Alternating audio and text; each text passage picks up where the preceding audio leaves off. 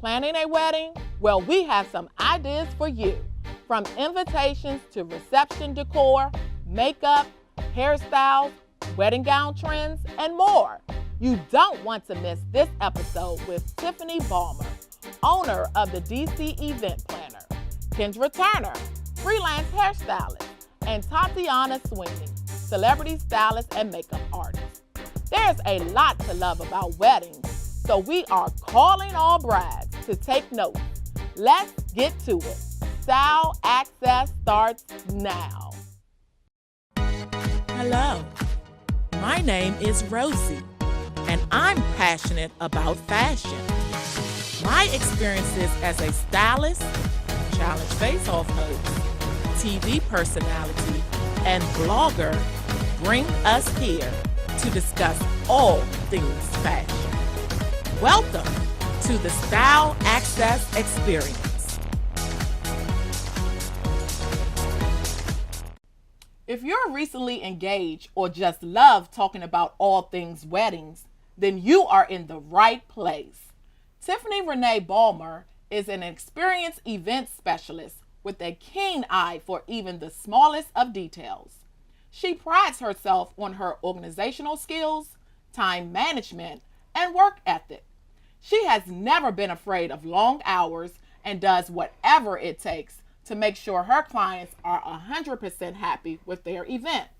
She is here to give us a sneak peek at what wedding trends are on the rise. Please note, you have our full permission to steal these ideas for your wedding day. Welcome, Tiffany, to Style Access. Thank you. I'm so happy to be here.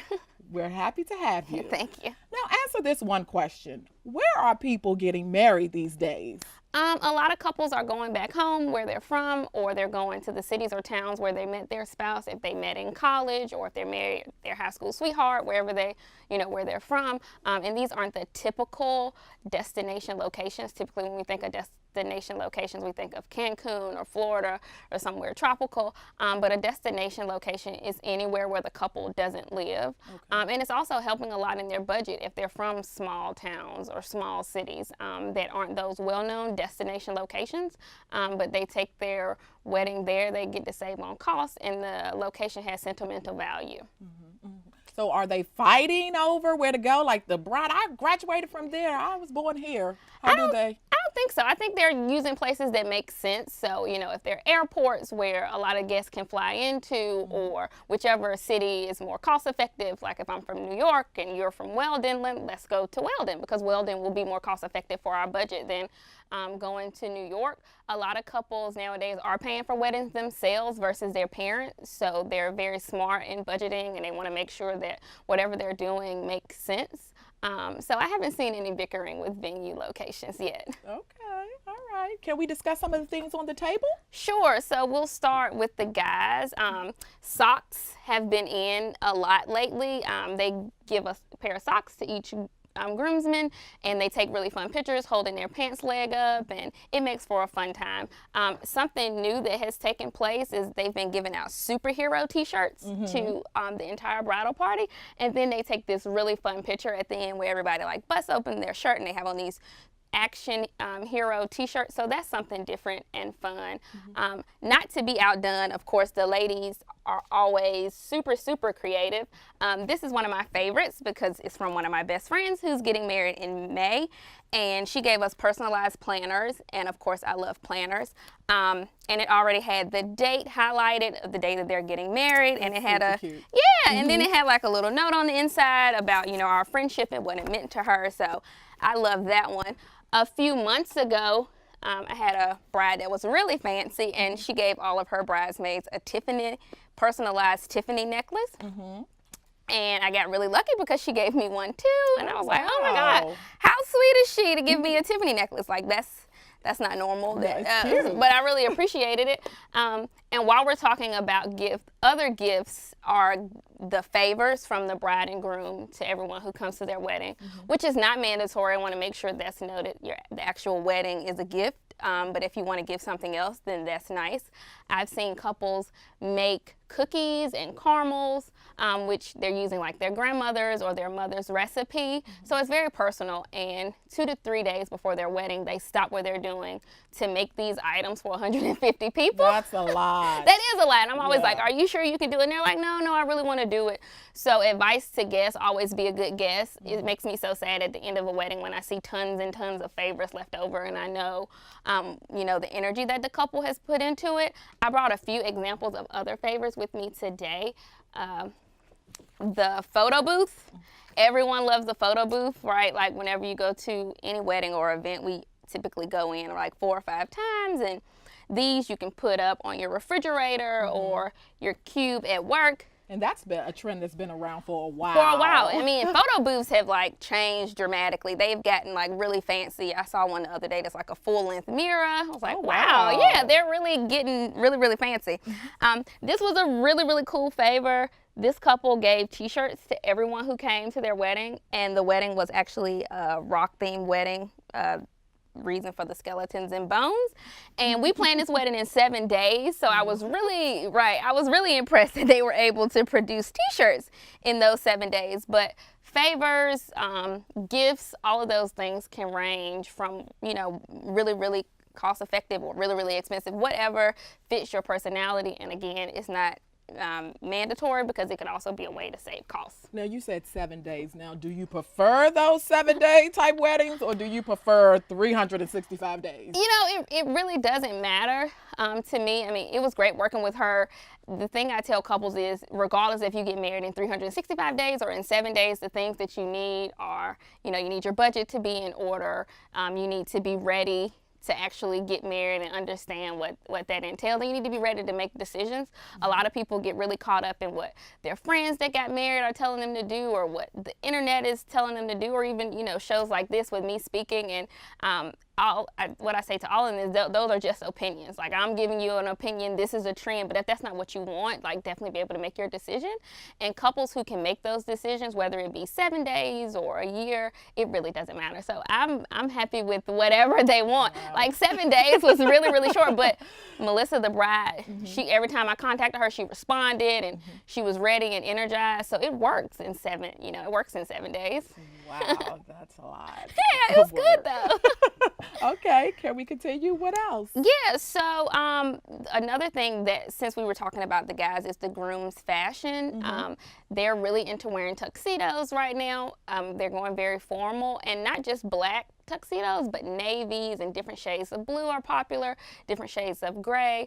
The guys are really wanting to be fashion forward and fun, like the tuxedo velvet shoes are really in. Yeah, so a lot of guys are like, they don't just want the girls to have all the fun now.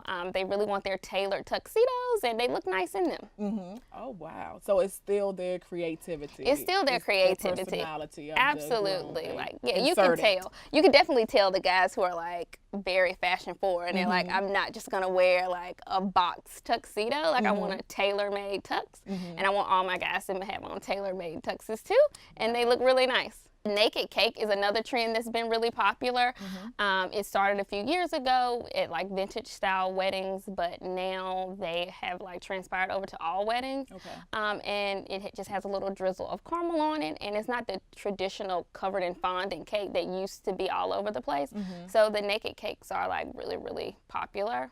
So it's just you bake it in the oven, and you just have the cake with no icing on it, and then you just drizzle something on it. Well, there's a little bit of icing, like if you can see in the picture, like there's a little bit of icing coming around it, but the cake actually shows.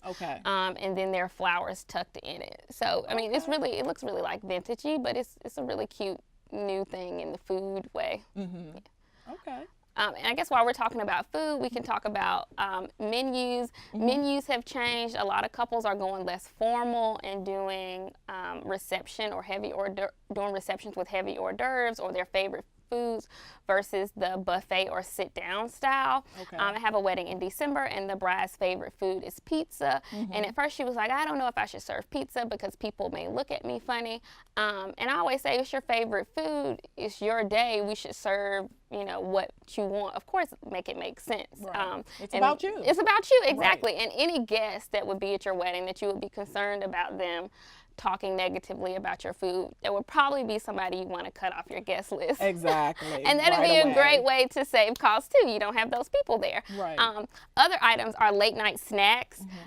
This table all looks like junk food, but late night snacks usually come out like an hour before the reception is over. Okay. And they are like sliders or French fries or milk and cookies, and they can range, cotton candy. But it's basically like a fun late night snack for guests. It helps sober up your guests, or it's also just something fun. Like when you're out on the dance floor, you should see the look of adults' faces when you see wait staff coming out with French fries. They're like, oh my God, are those French fries? So you can make your wedding as fun as you want it to. Like, don't be afraid to be creative. Don't be afraid to not do what you haven't seen in other weddings. There's more than one way to do a wedding, so you can definitely do whatever fits you and the person you're marrying personality. While we're talking about food, we can, finish up with the food and talk about the DIY.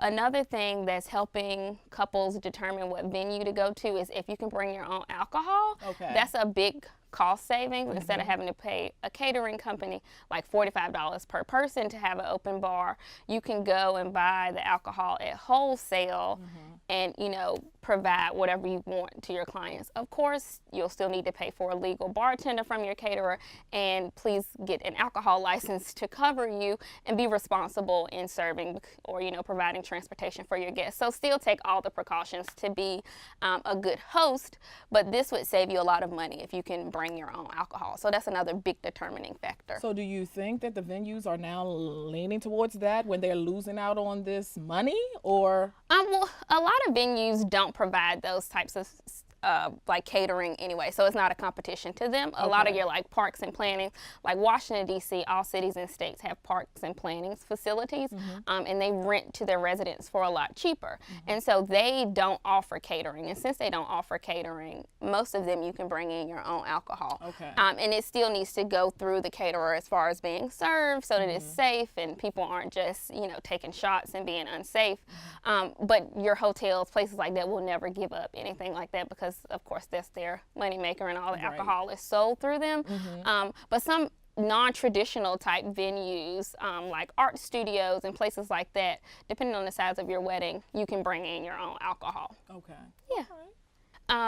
So I brought a few arrangements today that show this year's colors and trends, as well as I have a lot of couples who say to me, oh, I don't like flowers, or I'm allergic to flowers, or I'm not a big flower person. So I tried to bring, are you that person? That is me. Okay, yeah, so I tried to bring some stuff for those people. Black and white isn't so much a color for this year, but it's just like a color for life. Like black and white is always in season and always matches everything, and it looks very formal. So a lot of people who have formal weddings end up going with black and white. This is a silk orchid for people who are allergic or don't like real flowers. However, if it is someone who does like real flowers, this can be swapped out for a real orchid. If you want to add a little color in, you can do a pink or purple orchid. So this is like a really simple centerpiece. This is also something that you wouldn't necessarily need a fancy linen on, because linens can sometimes be expensive. Just a basic white linen that comes with your catering package would do you just fine. Another color for this year, you're going to see a lot of emerald, which is also known as green, but the internet likes to make everything sound really fancy. So yellow and green is a really popular color this season. These are silk grass balls. So yeah, no allergy problems there. These are just lemons. This is a real hydrangea, but again, it can be swapped out for a silk one, or if you don't like it, you could just take it out of the centerpiece altogether.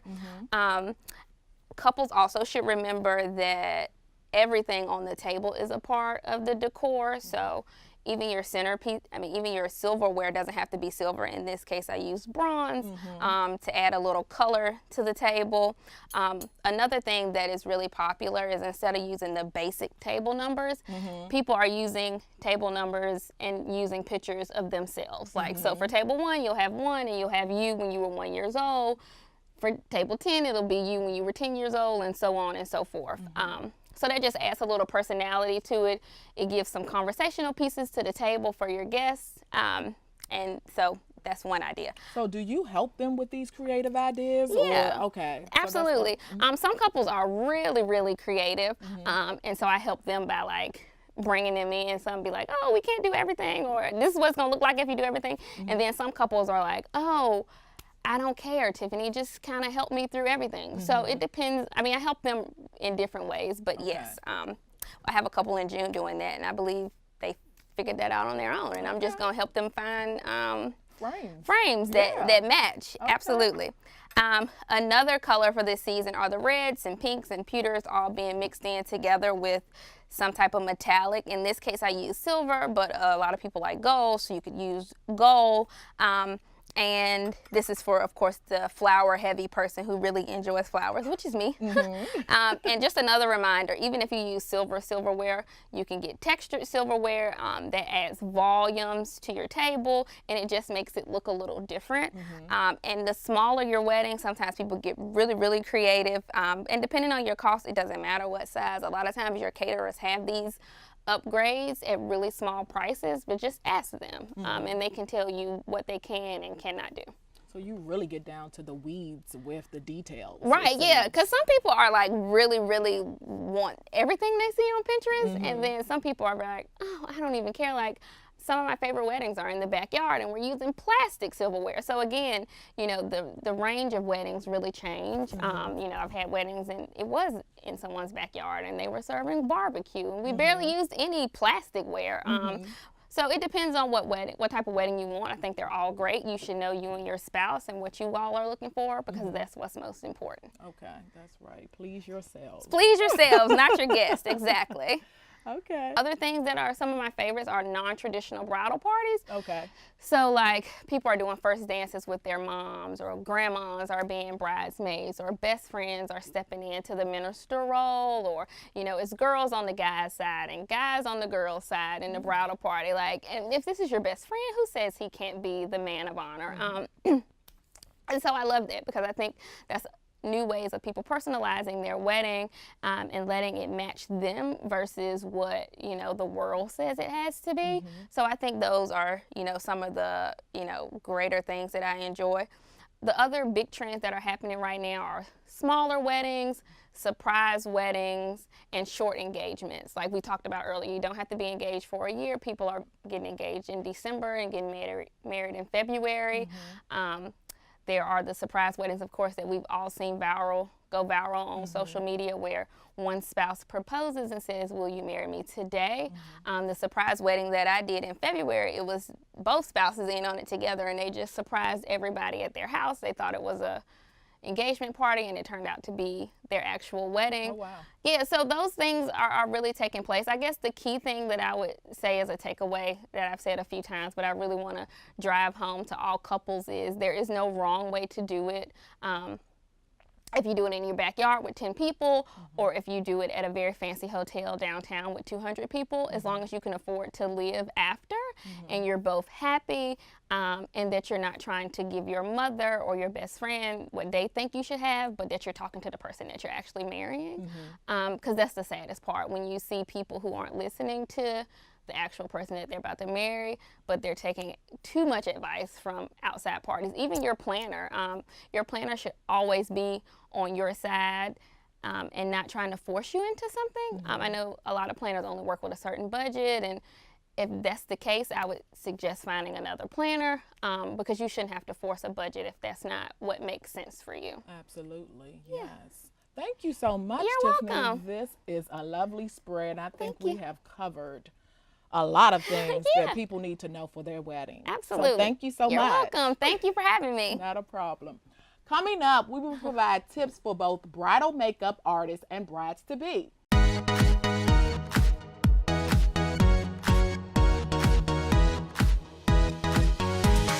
You've got your dream partner and the dress sorted. Now it's time to think about wedding beauty. Tatiana Sweeney is a seasoned and creative makeup artist, originally from the Washington, D.C. area, whose work has taken her from New York to Paris Fashion Week. She's worked with couture designers, celebrities, fashion editors, and publications across the globe. Her most recent endeavor is Noir, Blanc Consulting, a boutique agency dedicated to fashion, photography, marketing, and design. Tatiana is here to make sure you look flawless on your big day. Thank you for coming in, Tatiana. Thank you for having me. So let's talk about complexion. Yeah, so I know you noticed this beautiful plum deep lip, but actually the focal point on any bride is complexion. And the reason for that is once you have a clean, clear complexion, any color that you place on there will translate beautifully. And as you can see, Deanna demonstrates that wonderfully. So the complexion comes with, is that foundation? Is that what you blend in So to it get that? Good question. So that actually starts with the inside. So hydration is extremely important. Drinking plenty of water before the big day is key. And that also keeps the skin moisturized, keeps it looking fresh and dewy, which is what every bride really wants. And then after that becomes the moisturizer and making sure that you have a clean foundation that translates through the makeup. But you want to be able to see skin, and you don't want to recreate a face or look. You just want to enhance her natural beauty. And that's, I think, what most brides look for, just enhancing their natural beauty for the big day. And then again, anything else just kind of translates right over that. And colors pop. And you can create either the eyes or the look as a focal point once you have a really clean foundation. So do you determine that? So once the bride is sitting there, or what do you go with? If you're going to do a bold lip or just have the eyes popping, what happens? Like, what in your mind translates and say, I'm going to do this technique? Another great question. And actually that's determined by the bride. So I asked the bride, it's all based on personality. What is it that you feel most comfortable with? You know, does your significant other, you know, dazzle you in your eyes? Does he love your lips? Or, you know, what is it that you want? If you're a big person, if you're a person who cries a lot or easily, like most brides do, we're so emotional, then I suggest maybe making the lip more of a focal point. So we keep the eyes more subtle and a more subdued look. Okay. So all this is discussed in a consultation. Absolutely, yeah. Okay, all right. So any other tips or you want to leave us with? You know, the other thing I would say that faux lashes are a hit. They add a great extra dimension to your eye. They photograph beautifully on camera. But if you opt for mascara instead of that and you want to use your natural lashes, I highly recommend using a waterproof mascara so that it's not running down the aisle, so to speak. And that's, you know, that's pretty much it. Okay. Well, thank you so much. Thank I you. do appreciate these tips, and I know the brides will love it. Absolutely. Thanks again. We will be right back.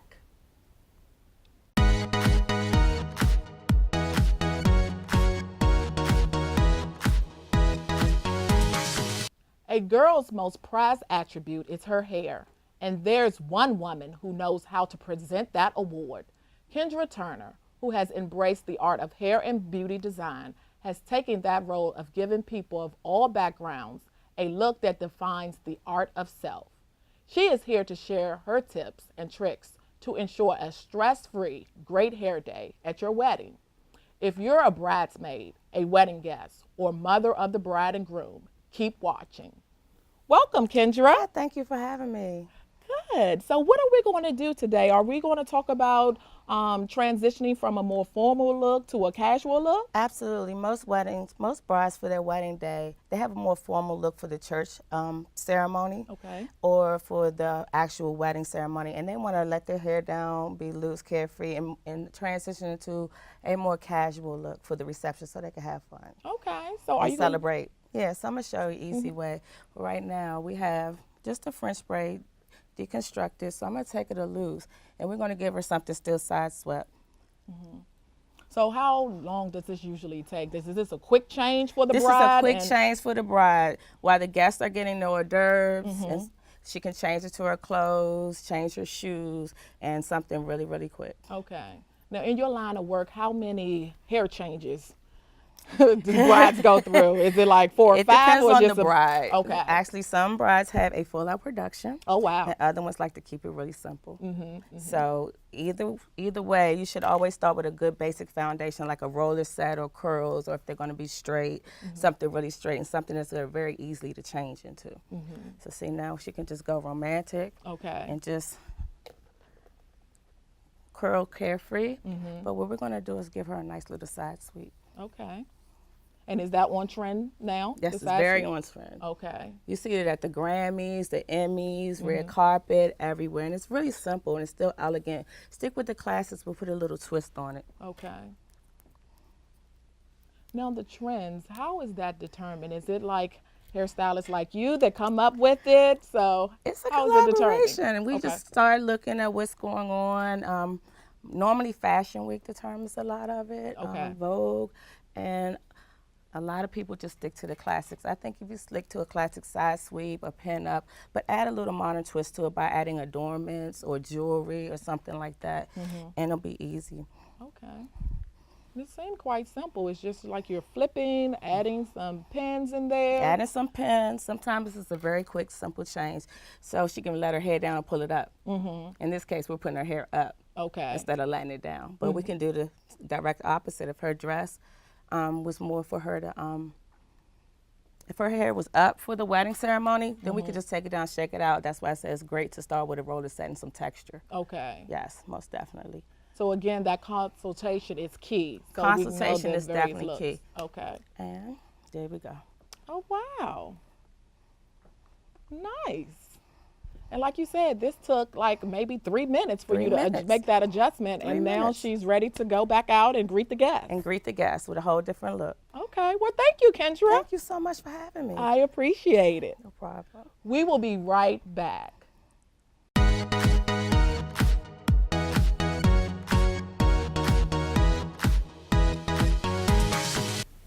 Your wedding dress is not something you'll buy on a whim, but where to start? Right here. Style Access has got you covered. Wedding gowns from Elia Vaughn. They are a luxury bridal line that is sold all over the world and is based right here in DC. Their designer, Kate Pankoki of Project Runway, has selected a few gowns from her collection that highlight some of the trends to look out for. We still have Tiffany, Tatiana, and Kyndra here to weigh in. But before we get started with the runway presentation, let's chat about the trends. Tiffany, what do you see the trends are for this year? So lace is still in. Brides love completely lace dress from head to toe. Also, they aren't doing a lot of white, but off-white, so shades of cream. Also, a lot of the dresses that we see on the runway at Fashion Week, you're seeing now at actual ceremonies. Brides aren't afraid to be trendy and sexy, and they're using the aisle as their runway. Okay. Well, let's get started. You guys are ready? All right. Yeah. We have our first model. She's wearing jade. The trend is a non-floral lace. For a while, lace gowns were all the rage.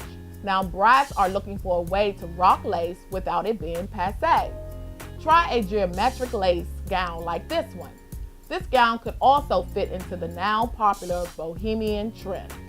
Kyndra, what did you do with the hair? So what we did with her, we pulled it back into a very low ponytail, kept it sleek, but we gave it a little funky fun so it won't be so much classic. So we didn't make it very neat either, so a little bit, so it can be outside and whimsical. Okay, Tatiana, makeup. Makeup was the inspiration for the makeup was actually the latest trends hitting the runway right now. Valentino, Vera Wang, all of those hit the clean classic look. So we just wanted to keep it clean, classic, really stunning for an evening look. And this is something that's timeless, so you can't go wrong with this. And Tiffany, would you say this is on point with the trend? Oh, absolutely. Just like you said, the bohemian lace and the deep V. She could be going to a wedding on the beach or, an afternoon vintage wedding. So, yeah, she looks right on trend. All right. Thank you so much. Our next model, she's wearing the gown called Bella. This is an edgy tulle look that's in right now. Brides are trying to avoid looking like a princess. You can still rock a tulle ball gown Just make sure it has a bit of an edge, like this gown that has the exposed corset and the one shoulder. Try a tulle gown in a fun color like this rose color rather than a traditional ivory color. All right, Kyndra, back on you. For this beautiful young lady, we decided to leave her hair down with nice, full, bouncy, soft, romantic curls that move. We don't want the structured hair, the prom hair. We don't want the traditional bridal. Something fun to match her dress. Okay, Tatiana? And with makeup, it was just simply natural, just enhancing her already beautiful features that are already there. And just keeping it clean and simplistic and nude to kind of go with the flow of the dress. And then the inspiration for that was also Christian Dior's 2017 couture looks. All simple, nude, and again, another timeless piece. Okay. Tiffany? Yeah, so I think she looks like the 2017 like Cinderella princess. The dress still has volume, but it doesn't look like the exact same dress Cinderella had on. Like if we redid Cinderella in 2017, I think this would be similar. Instead of doing the white, she did, you know, the off-white or the shade of cream, but still adding in a little bit of bling to probably, you know, match the ring. It's also good because a lot of times when you do tulle dresses, they're heavy at night. This one, it isn't that heavy and it isn't too much volume, so she can definitely pick it up and have fun at night with her friends without it causing too much mayhem. So I think this is right on trend. Okay, thank you, Faith. And our last model, she's modeling the gown. It's called Leo, and the trend is off the shoulders. This has finally trickled its way down to the bridal world. What to watch out for? A lot of these gowns don't have a support built in, so really be careful. How to pull it off? This gown has a bra built in so that you can get all that support that you need while still being able to rock the off-the-shoulder trend. Kyndra. So again, this is why the low bun, center part, sleek look works, because it shows off her shoulders. Okay. And we still have the complexity of the bun, but the simplicity and the classic look. It doesn't take away from her dress at all. Okay, Tatiana. So at the beginning of this segment, we talked about complexion, and this is a great example of how important complexion is. So we have a clean décolleté, and she's nothing adorned on it, but if you can see, her complexion is absolutely beautiful. It's a flawless seam from her face down into the top of her dress, where her beginning of her dress begins, excuse me. And so she just looks timeless, clean, warm undertones transcend through her skin and complementing her dress. Perfect for an evening gown. Okay, and Tiffany. Yeah, so I think this is like the fashionista that we were talking about before. This girl is definitely on trend, and she knows what, you know, just stepped off the runway and she wants to wear it at her wedding. I think she looks really, really nice. This could be daytime or evening. I don't think she'll ever look back at her wedding pictures and feel dated like some people do when they look at their wedding dresses. This is right on trend. Again, not white, but the cream looks beautiful with the dark lip. And I think it was a perfect pick. All right. Well, thank you, ladies. I really appreciate your expertise. Thank you. All right. We will be right back.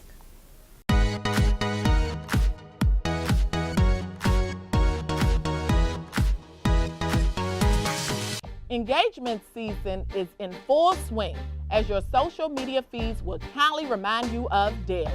And our experts have helped us kickstart your planning process.